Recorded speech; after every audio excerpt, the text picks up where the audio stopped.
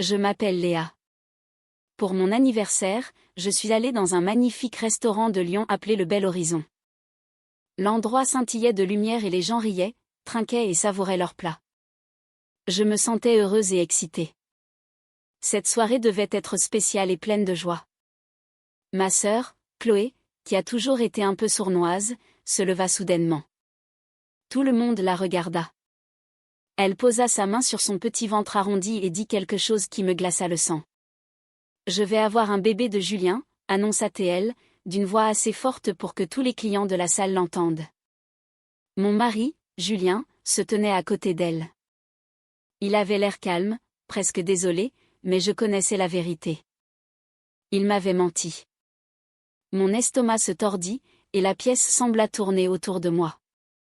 J'avais envie de crier, de lancer mon verre, de pleurer, de casser quelque chose. Tous les regards étaient braqués sur moi, attendant que je fasse une scène. Mais je ne pleurais pas. Je ne criais pas. Je restais simplement assise.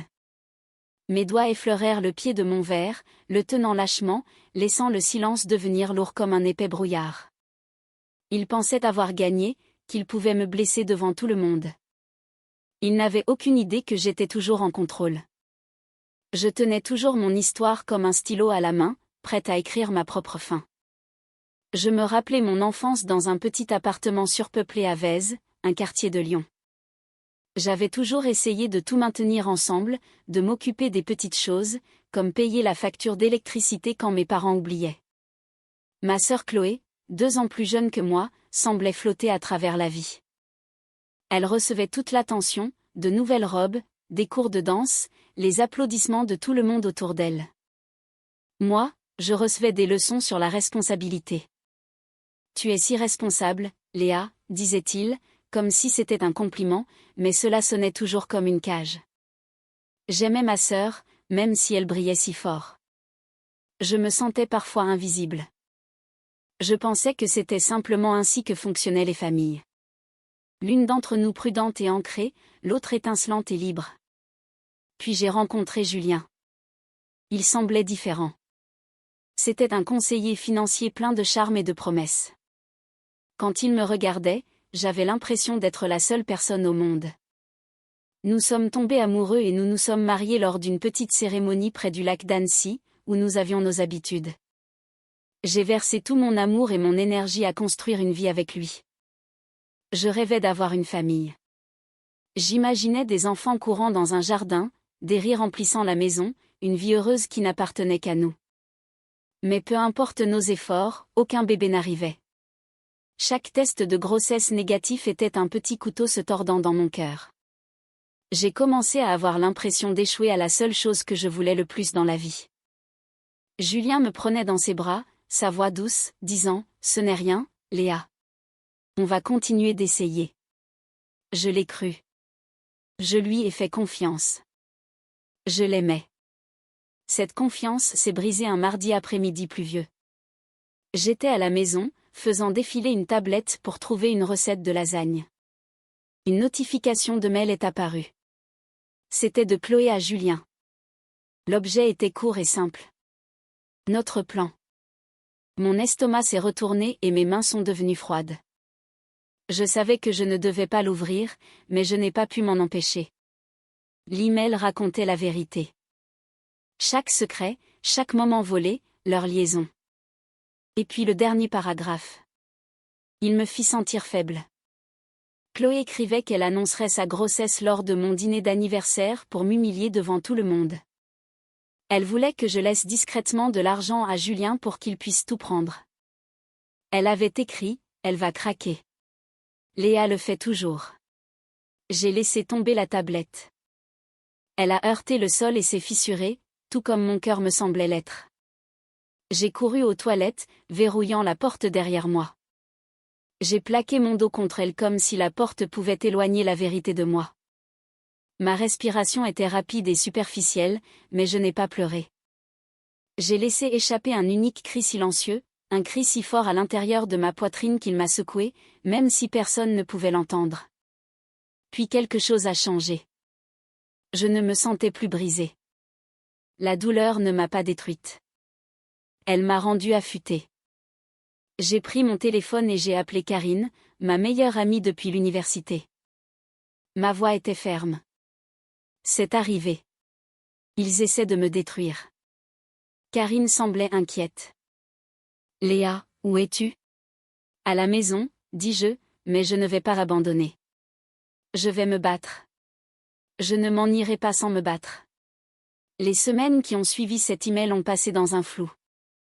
J'étais en colère, mais j'étais aussi concentrée. J'avais l'impression de marcher sur une corde raide entre m'effondrer et me tenir droite. Karine est venue à mon appartement ce soir-là. Ses cheveux noirs bouclés rebondissaient lorsqu'elle est entrée. Nous avons besoin d'un plan, dit-elle, faisant les 100 pas. Son cerveau fonctionnait déjà comme un stratège rusé. Je lui ai tout raconté.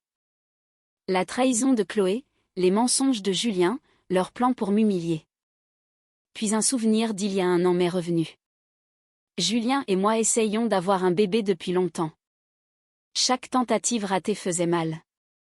J'ai supplié Julien de faire des tests pour s'assurer que le problème n'était pas médical. Il a résisté pendant des mois. Finalement, il a accepté. Il est allé seul à la clinique des Alpes. Je me souviens, il est rentré avec les yeux rouges et m'a serré dans ses bras pendant que j'étais en larmes. Il a chuchoté, « Ce n'est pas moi, Léa. Le docteur dit que je vais bien. Ça doit être toi. » Pendant 1 an, j'ai cru que j'étais celle qui était défectueuse. Mon corps avait échoué. Chaque test, chaque visite chez le médecin, chaque résultat négatif, je m'en suis tenue pour responsable. Pendant ce temps, Julien agissait comme le mari parfait, me tenant la main et promettant que nous nous en sortirions. Ce mensonge était cruel. Je ne pouvais plus l'ignorer maintenant. J'ai dit à Karine, j'ai besoin de la vérité de la clinique des Alpes. J'ai besoin des résultats des tests de Julien d'il y a 1 an. Karine fronça les sourcils. Léa, c'est protégé par les lois sur la confidentialité. Ce n'est pas facile à obtenir. Je suis sa femme. Il doit y avoir un moyen, dis-je, mes mains tremblant de détermination. Karine hocha la tête. Donne-moi quelques jours. Je trouverai un moyen. 2 semaines plus tard, après un travail acharné, des appels et des manœuvres habiles, un email est arrivé avec une pièce jointe PDF. Mon cœur s'est emballé. Je l'ai ouvert lentement. Le rapport indiquait, Julien a une motilité spermatique nulle. Il était stérile. Il n'aurait jamais pu avoir d'enfant. Les mots m'ont frappé comme un coup de poing. Julien n'avait pas seulement trompé, il m'avait laissé souffrir pendant 1 an, croyant que c'était de ma faute si nous ne pouvions pas avoir d'enfant. Mes mains tremblaient, mais pas de tristesse, de fureur. S'il pouvait mentir à ce sujet, qu'avait-il d'autre caché? Je me suis rappelé son histoire à propos des visites à la clinique et des consultations avec des spécialistes. J'ai consulté nos relevés bancaires de ce mois-là. Il n'y avait aucun paiement à la clinique des Alpes. Au lieu de cela, il y avait un retrait en espèces de 20 000 € qui n'avait aucun sens. Ce n'était pas seulement une question de liaison. C'était plus grand et plus sombre. Le lendemain matin, je suis allé voir Monsieur Dubois, un détective privé. Son bureau était encombré, mais il semblait calme et vif, comme un bibliothécaire. L'infidélité ne m'intéresse pas, lui dis-je, faisant glisser un dossier sur son bureau. J'ai besoin que vous suiviez l'argent. Découvrez où sont allés les 20 000 € et tout ce qui n'est pas clair. Il hocha la tête. Je vous apporterai des réponses, mademoiselle Léa. En sortant sous la pluie lyonnaise, mon manteau trempé. Je sentais une nouvelle étincelle en moi. Pas seulement de la colère, mais du pouvoir. Julien et Chloé pensaient pouvoir me briser, mais ils m'avaient sous-estimé. 2 semaines plus tard, Monsieur Dubois m'a envoyé un rapport. Je me suis assise à ma table de cuisine, le ciel gris de Lyon derrière ma fenêtre, et j'ai ouvert le dossier. Les chiffres racontaient une histoire pire que ce que j'avais imaginé. Julien avait créé un compte secret, envoyant de l'argent à Chloé pour le loyer, sa voiture et les sacs de créateurs coûteux qu'elle aimait exhiber. Mais le pire, 200 000 € avaient été prélevés sur le compte d'entreprise de Julien. L'argent détourné de son entreprise et envoyé vers une maison à Toulon au nom de ma mère. Ma propre mère, qui avait toujours préféré Chloé à moi, faisait partie de leur plan. Ce n'était pas seulement une trahison. C'était un complot, un plan calculé pour tout me prendre. Mon cœur s'est emballé, mais cette fois avec de la résolution. J'ai appelé Karine. Ma voix tremblait, mais elle était forte. Ils ne prennent pas seulement mon mariage. Ils essaient de voler ma vie. Karine était à mon appartement en moins d'1 heure. Elle a ouvert son ordinateur portable, prête à m'aider à rassembler toutes les pièces du puzzle. Nous avons passé des heures à relier les points, à parcourir les relevés bancaires, les emails et la trace des mensonges que Julien et Chloé avaient laissés. Chaque détail me rendait plus forte. Je n'étais plus la sœur fragile qui avait toujours été ignorée. J'avais maintenu tout ensemble toute ma vie. Et maintenant, j'allais reprendre ce qui m'appartenait. Pendant plusieurs jours suivants, j'ai planifié soigneusement. J'ai contacté des avocats, rassemblé des preuves et veillé à ce que chaque mouvement de Julien et Chloé soit documenté.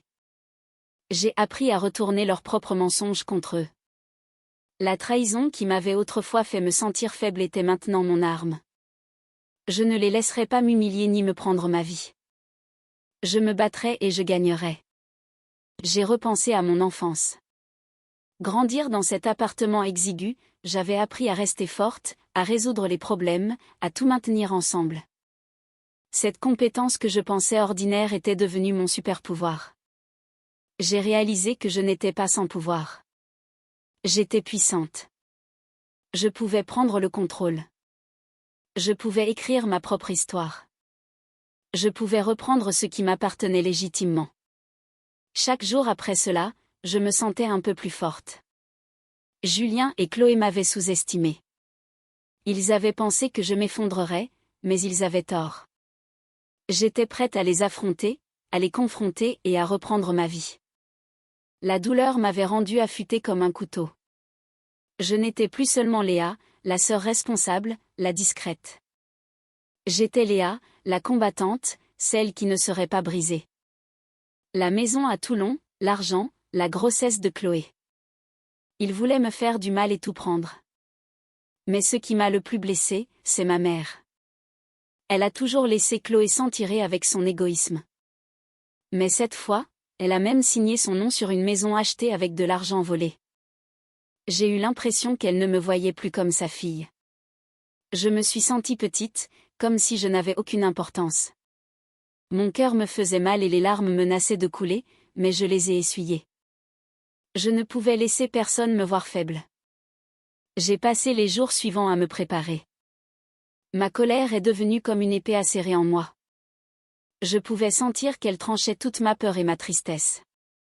Karine et moi avons répété ce que j'allais dire au dîner du Bel Horizon. Nous nous sommes entraînés dans mon salon jusqu'à ce que je puisse dire chaque mot sans trembler. Tu peux le faire, m'a dit Karine, ses yeux fermes et fiers. Ils ne sont pas prêts pour toi. Je tenais 2 documents importants dans mon sac à main. L'un était le rapport médical de Julien prouvant qu'il ne pouvait pas avoir d'enfant, et l'autre était le rapport de Monsieur Dubois montrant l'argent volé. Je pensais à la façon dont ces documents étaient comme des clés vers la vérité. Ils étaient mon moyen de montrer à tout le monde ce qui s'était réellement passé. La nuit avant le dîner, je me tenais sur mon balcon à Lyon. Les lumières de la ville scintillaient comme de minuscules étoiles sur l'eau en contrebas. Je ressentais un mélange de tristesse et de colère. Ma famille m'avait trahi. Chloé était jalouse. Julien avait menti.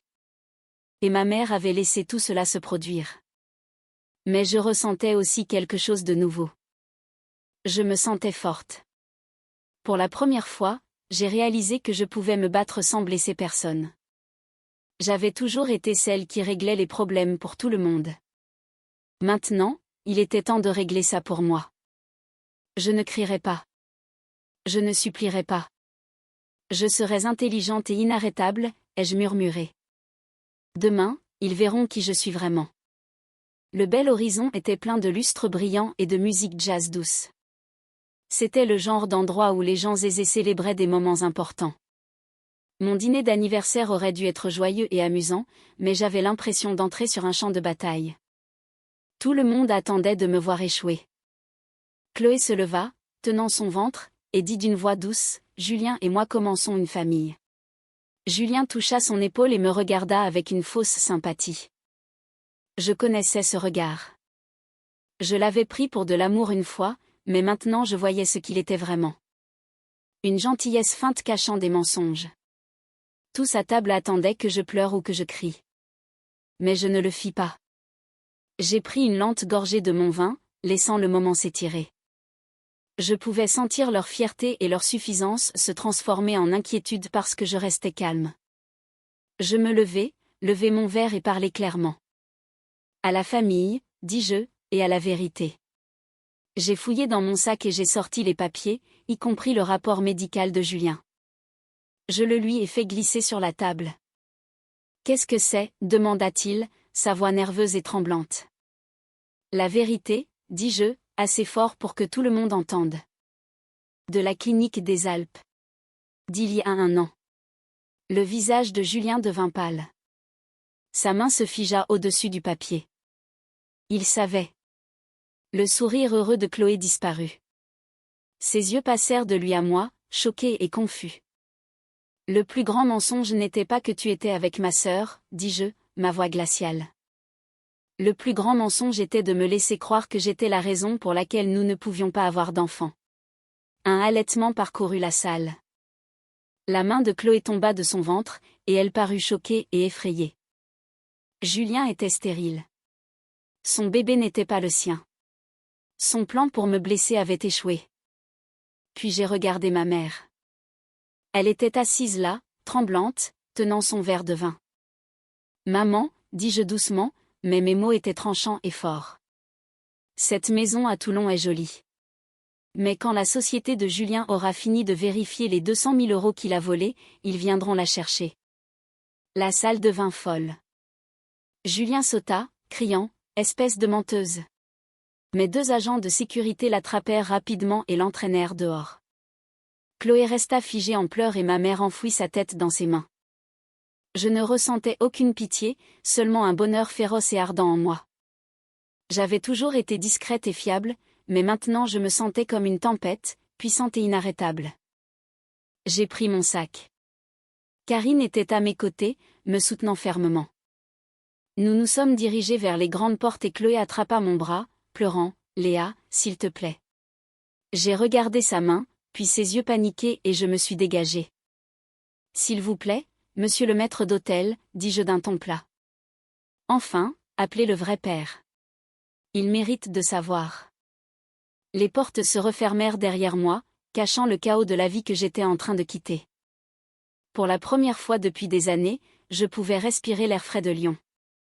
Les mois qui suivirent furent remplis d'avocats, de papiers et d'appels téléphoniques, mais ce fut une rupture nette. La société de Julien voulait éviter un scandale public, alors ils m'ont payé assez pour recommencer à zéro. J'ai déménagé dans un petit appartement à Saint-Georges, un quartier de Lyon. Il y avait un balcon donnant sur le canal du Rhône. J'ai trouvé un atelier de poterie à proximité, un endroit calme où je pouvais travailler l'argile. Mes mains travaillaient l'argile humide, façonnant quelque chose de nouveau à partir du désordre de mon passé. Un après-midi, j'ai ri avec Karine alors qu'elle essayait de façonner son argile. Elle m'a lancé un petit morceau. « Le divorce est terminé » demanda-t-elle en souriant. « Oui » répondis-je. « Et mon sourire est vrai. Je suis libre maintenant. » Quelques jours plus tard, mon téléphone a vibré. Une alerte d'actualité disait que Julien Carter, l'ancien conseiller financier, avait été condamné à 5 ans de prison pour vol d'argent. La photo le montrait menotté, son visage semblait vide. Je n'ai rien ressenti, ni colère, ni joie, juste le calme. C'était un chapitre que l'on avait terminé. Un livre que j'avais refermé.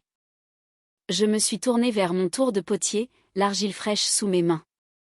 Où en étions-nous ? Demandai-je à Karine, faisant tourner le tour. Sur mon balcon. Je garde une unique orchidée que j'ai trouvée flétrie dans un magasin.